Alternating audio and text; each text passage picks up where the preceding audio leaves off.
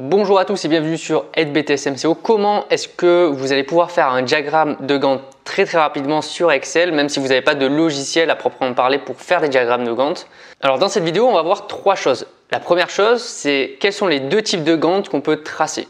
Donc on verra ça en premier lieu. Deuxième chose, on verra le tableau d'antériorité très rapidement, puisque avant de faire un Gantt, il va falloir voir ou faire un tableau d'antériorité des tâches. Et enfin, la troisième et dernière partie qui est la plus importante, c'est comment concrètement sur Excel, donc là je vais vous faire en live directement à l'écran, comment est-ce qu'on va pouvoir faire un Gantt directement sur Excel, donc sans avoir de logiciel particulier, il suffit juste d'avoir la suite Office et ce que tout le monde a normalement. Et ça sera très simple de faire un très bon diagramme de Gantt. La première possibilité avec le diagramme de Gantt, c'est de le faire avec un logiciel. Donc en l'occurrence, c'est Gantt Project qui existe. J'aurai peut-être l'occasion un jour de faire une vidéo dessus pour vous montrer concrètement ce que c'est. Et là, vous voyez directement un Gantt apparaître évidemment ici. Donc là, vous voyez directement toutes les périodes qu'on retrouve et qui caractérisent le Gantt qui est sous forme de barres allongées successives en fonction des étapes. Donc ici, vous avez toutes les tâches à réaliser avec la durée notamment. Et ensuite, il va automatiquement, une fois que vous aurez dit ça et que vous aurez mis toutes les antériorités à faire, justement, il va pouvoir vous tracer votre Gantt. Ces flèches-là que vous trouvez, des petites flèches, ce sont des antériorités à réaliser avant de faire la tâche justement. Et donc l'avantage du Gantt, et c'est le principal avantage de ce type de graphique, c'est qu'on va savoir concrètement à la fin de ce Gantt combien de temps un projet doit durer. Donc en l'occurrence ici c'est 107 jours. Donc ça, voilà, première possibilité, un logiciel à proprement parler qui est fait exprès pour ce type de tracé, donc le Gantt Project qui est un logiciel, première possibilité. Deuxième possibilité maintenant, c'est de réaliser avec Excel. Donc ça, c'est celui que j'ai moi-même fait. Celui d'avant, c'était mon frère qui avait fait à l'époque sur le logiciel carrément. Moi, je préfère Excel parce que je maîtrise Excel d'une bonne manière. Donc là, vous voyez bien, on retrouve, alors il est en deux parties parce qu'il est très long. On retrouve à gauche un peu le même principe que le Gantt Project, c'est-à-dire que vous avez les tâches ici qu'on verra en détail. Avec la durée, l'antériorité et ensuite vous voyez toutes les barres en fonction de la durée de la tâche qui vont se succéder. Et donc grâce à Excel tout simplement, vous allez pouvoir tracer votre Gantt et savoir concrètement à la fin combien de jours est-ce que vous allez avoir besoin pour faire votre projet. Le deuxième point dans cette vidéo, on va voir le tableau d'antériorité. Donc voici un exemple de tableau qui est dans mon propre dossier professionnel que j'avais réalisé dans le cadre d'un projet commercial qui fait l'objet notamment d'une fiche d'activité. Donc évidemment avant chaque Gantt, alors soit dans un exercice, le tableau d'antériorité vous sera donné. Donc à partir de ce tableau là, vous allez devoir faire un Gantt. Par contre, dans le cadre d'un projet, c'est à vous de faire votre tableau d'antériorité. Donc petit rappel, dans ce tableau là, en premier lieu, vous avez ici justement la tâche, donc le nom des tâches ABC ou vous l'appelez comme vous voulez, ça dépend de l'énoncé ou de si vous le faites vous-même. Numéro 2, désignation, donc là c'est la description de la tâche, donc par exemple analyse globale des performances du rayon, donc c'est une analyse des performances. Ensuite ici j'ai un gros bloc étude de marché, ensuite ici une étude de linéaire, etc. etc.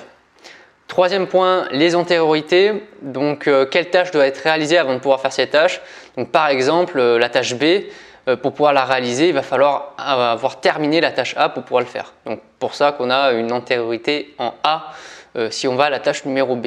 Pour la tâche numéro K, ici, élaboration du nouveau planogramme, il faut absolument avoir fini la tâche J, donc la tâche précédente, etc. etc. C'est ce qui va nous permettre ensuite de créer notre Gantt.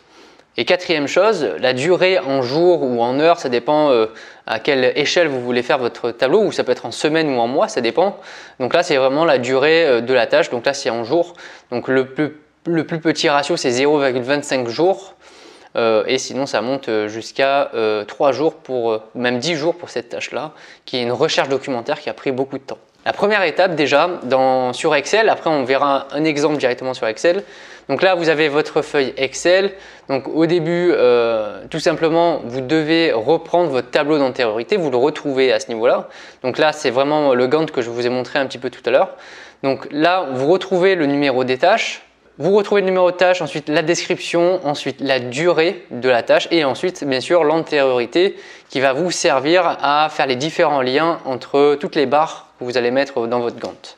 Donc ça, c'est la première étape, très simple, on reprend le tableau. Et donc bien entendu, la deuxième étape pour le Gantt, c'est de tracer ensuite justement les durées des tâches en fonction des antériorités. Mais pour ça, on se retrouve directement sur Excel pour vous montrer en live comment est-ce qu'on fait. Donc la première possibilité sur un Gantt, déjà, ça va être de les classer par ordre alphabétique. Donc là, vous voyez, vous avez A, B, C, D, E, F, etc.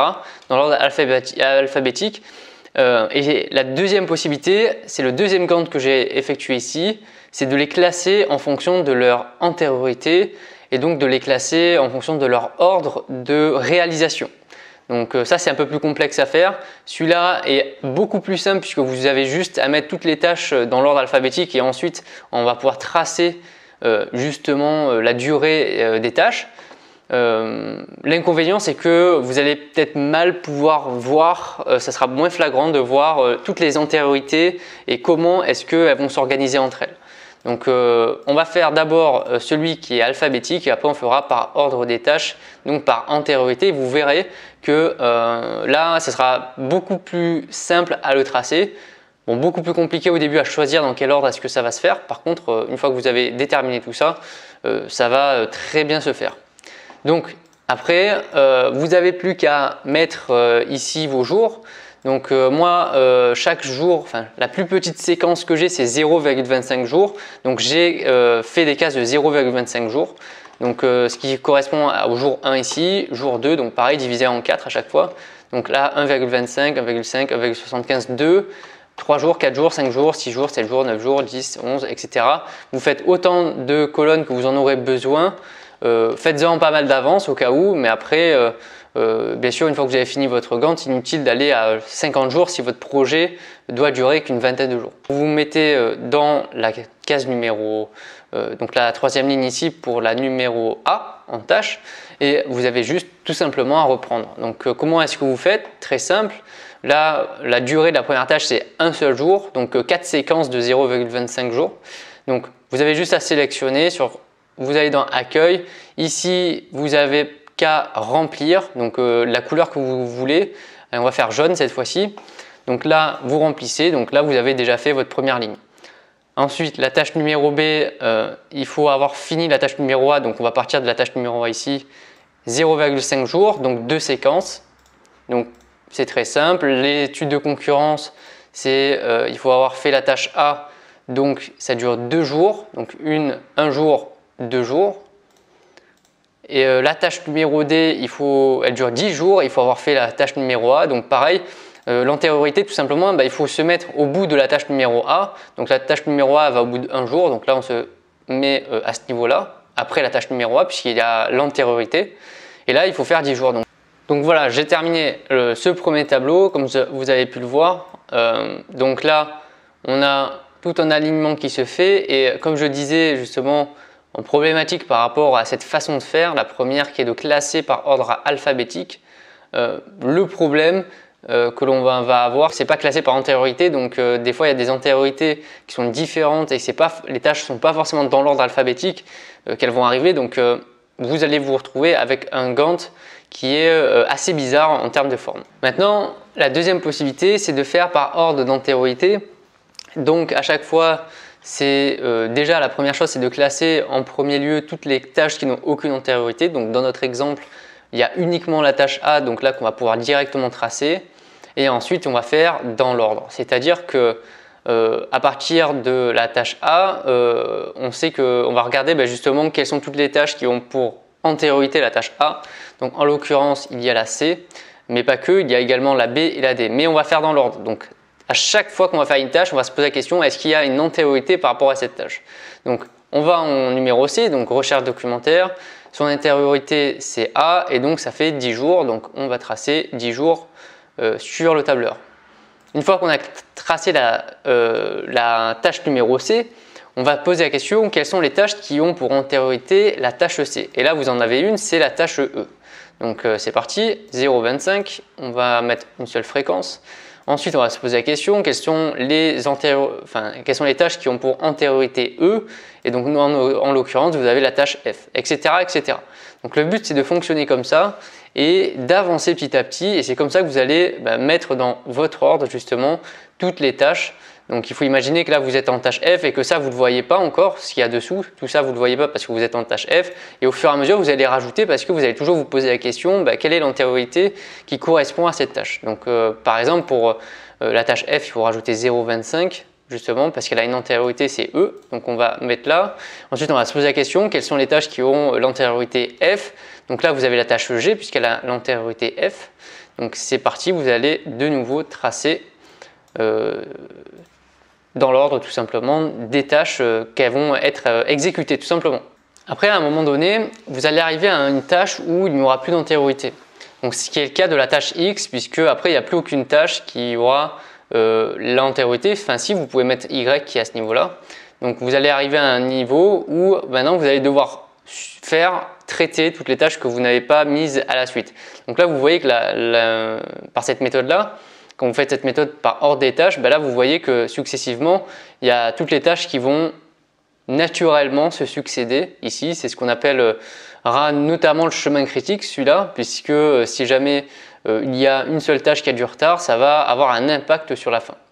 Donc là ensuite vous allez recommencer, donc la tâche B, donc elle a pour antériorité la tâche A, donc elle est à ce niveau-là.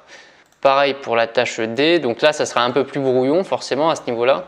Donc d'ailleurs la tâche Y, j'aurais pu la mettre à la suite de la tâche X, j'ai pas fait attention, mais comme il y a une antériorité où il y a besoin que X soit réalisé pour pouvoir le faire, j'aurais pu mettre Y à la suite de X à ce niveau-là, ce qui aurait évité d'avoir ce petit décalage puisqu'ici il est tout seul alors qu'il aurait pu être à ce niveau-là si on l'avait mis juste en haut. Bon, ça c'est pas très grave.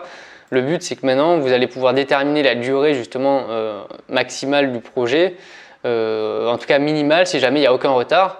Et là c'est ce qu'on appelle le chemin critique, et si jamais il y a une seule tâche qui a du retard, dans ce cas-là, ce dernier jour ici sera forcément décalé et impacté.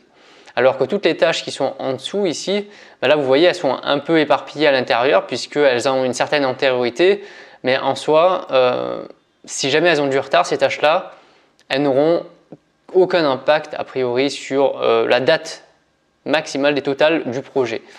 Donc là, ça vous permet en un seul coup d'œil de déterminer votre chemin critique, ce qui est un peu plus difficile dans le premier cas si vous faites par ordre alphabétique. Donc là, on arrive à la fin de cette vidéo. J'espère que cette vidéo vous a plu, qu'elle vous a donné en tout cas des techniques pour pouvoir tracer votre Gantt. Si vous étiez en train de vous dire comment est-ce qu'on peut faire un Gantt, quel logiciel utiliser. Donc le premier c'est Gantt Project que vous pouvez aller télécharger, normalement c'est gratuit sur internet.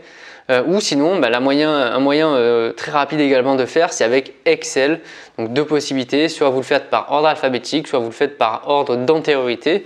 À vous de choisir sur quelle méthode est-ce que vous vous sentez le plus à l'aise. L'objectif c'est bien sûr d'avoir le nombre de jours à la fin. Donc peu importe la méthode qu'on va utiliser, ce qui nous importe à la fin c'est le résultat, c'est combien de temps est-ce que votre projet il va durer. Vous voyez, c'est extrêmement simple sur Excel, pas besoin de faire des formules, il suffit juste de faire un tableau et de colorier des cases tout simplement qu'on va mettre à la suite des autres en fonction des antériorités. Vous devriez sans problème y arriver. Avant de terminer cette vidéo, n'oubliez pas de vous abonner si ce n'est pas le cas, et bien sûr allez voir un petit peu en description tous les liens intéressants, dont notamment mes propres dossiers professionnels et mes fiches de révision qui vont vous aider justement à préparer au mieux votre BTS et vous faire gagner un maximum de temps. Merci d'avoir regardé cette vidéo et puis à bientôt pour de nouvelles vidéos. Bye!